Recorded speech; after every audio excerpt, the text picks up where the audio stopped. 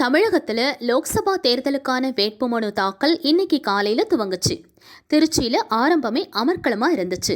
காக்கி uniform, நீளமான தலைமுடி, கழுத்தில் கிரெடிட் டெபிட் கார்டு மாலை, தோளில் ஜோல்னா பைன்னு வித்தியாசமான கெட்டப்பில் ஒருத்தர் சுயேட்சையாக வேட்புமனு தாக்கல் பண்ண கலெக்டர் ஆஃபீஸ் வந்தார்.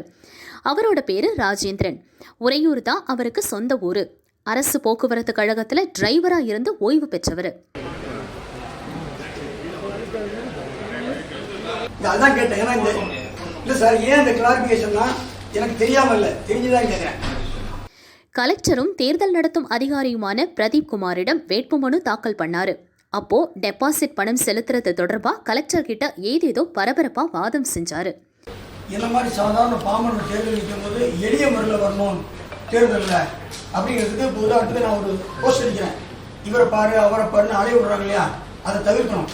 நான் ஒரு மைக் செட்டு கட்டி பிரச்சாரம் பண்றேன். எல்லா டீடைல்ஸும் உங்களுக்கு வந்து கொடுப்பாங்க, டீடைல் இன்ஸ்ட்ரக்ஷன் கொடுப்பாங்க, அதை ஃபாலோ பண்ணுங்க. ஓகே, செக்லிஸ்ட் கொடுப்பாங்க, வாங்கிக்கோங்க. வேட்புமனு தாக்கல் பண்ணிட்டு வெளியே வந்த ராஜேந்திரன் பிரஸ் கிட்ட ஆதங்கமா பேசினாரு. டிஜிட்டல் இந்தியா திட்டத்தை குறிப்பிட்டு பேசின அவரு, மத்திய அரசு கொண்டு வர்றது நல்ல திட்டம்னா கூட சரியா செயல்படுத்த மாட்டேங்கிறாங்கன்னு சொன்னாரு. டிஜிட்டல் மயம்னு சொல்றாங்க இல்லையா, அப்ப டிஜிட்டல் மயங்கிறது நடைமுறைக்கு வரணும் இல்லையா. அப்ப 25,000 மனு வாங்கும்போது கிண்டி கடை வாங்கலாம்ல, ஏன் வாங்கல? இல்லை இப்போ நான் 25,000 கொடுக்குறேன் சார், மிஷின் இல்லைங்கிறாங்க. நான் எப்படி நாமினேஷன் பண்ணுறது சொல்லுங்க? டிஜிட்டல் இந்தியாவே தப்புங்கிறாங்க.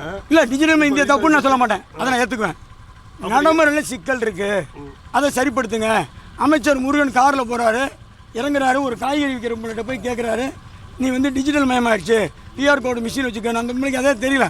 அந்த அம்மா சொல்லுது, இங்கே நிற்கிறத விரட்டுறாங்க ஐயா அப்படின்னு. உடனே அமைச்சர் சொல்கிறாரு, ஏன்னா ஒன்று நிற்கிறது வியாபாரம் பண்ணுறது வழி பண்ணி தரேன்னு சொல்லிவிட்டு இந்த பிஆர் கோடா அதை வச்சுக்கன்னு சொல்கிறார். டிஜிட்டல் மயம் சொன்னார் இல்லையா.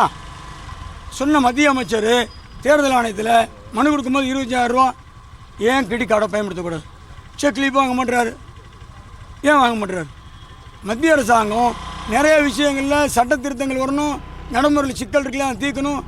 எந்த இந்தியா முழுவதும் ரயில்வே ஸ்டேஷனில் கிரெடிட் கார்டை வாங்கணும். எஸ்பிஐ கார்டு கொடுத்தா ஒர்க் ஆகுது, வேறு கார்டு கொடுத்தா ஒர்க் ஆகலை, டிக்ளீன் வருது. அப்போ என்ன அர்த்தம்? மிஷின் ஃபால்ட்டா அல்லது இவங்க ஒரு கொள்கையை முடி வச்சுருக்காங்களா? இதை மட்டும் தான் பயன்படுத்தணும் கொள்கை முடிச்சுக்கலாம். அந்த டெக்னிக்கெல்லாம் அந்த மாதிரி செய்ய முடியுங்கிறத நான் கண்டுபிடிச்சிட்டேன். ஒரு கார்டு போட்டு டிக்ளீன் வர மாதிரி கண்டுபிடிச்சி வச்சுருக்காங்க, செய்கிறாங்க. ரொம்பவும் நம்ம டீப்பாக போக வேண்டிய வேலை இல்லை, ஆனால் கார்டை வாங்கணும்.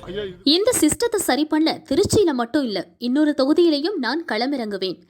ஒன்னு பிரசாந்த் கிஷோர் நிக்கிற தொகுதி, இல்லாட்டி ராகுல் களமிறங்குற தொகுதின்னு ராஜேந்திரன் சீரியஸா சொன்னாரு. நான் 2 இடத்துல நிற்க போறேன், இந்த திருச்சியில பிரச்சாரம் பண்ண போறேன். இதை விட்டா பிரசாந்த் கிஷோர் நிப்பார், எங்க அவரு தான் முடிவு பண்ணணும். அந்த இடத்துக்கு நான் போவேன். அவர் ஒருவேளை தேர்தலில் நிற்கலன்னா ராகுல் காந்தி தொகுதிக்கு போயிடுவேன். ஏன்னா இந்த சட்டத்தை கொண்டாந்துருக்கவங்க இப்போ இருக்க அரசாங்கம், அடுத்த கொண்டாட போகிறவங்க அடுத்த அரசாங்கம், அது அடுத்த கேண்டிடேட் யார் வர போகிறவங்க ராகுல் காந்தி. ஒன்று கணக்கில் வச்சுக்கோங்க, ஜெயிக்கிறாங்க தோக்குறவர். அதுக்கப்புறம் இந்தியாவுடைய தேர்தலையே மாற்றி அமைக்கிறவர், பெரிய மாற்றத்தை உருவாக்குன பிரசாந்த் கிஷோர், அவர் நான் தேர்தல் காலத்துக்கு வரேன்ட்டார் இல்லையா, அவர்கிட்ட போய் நிற்போம்.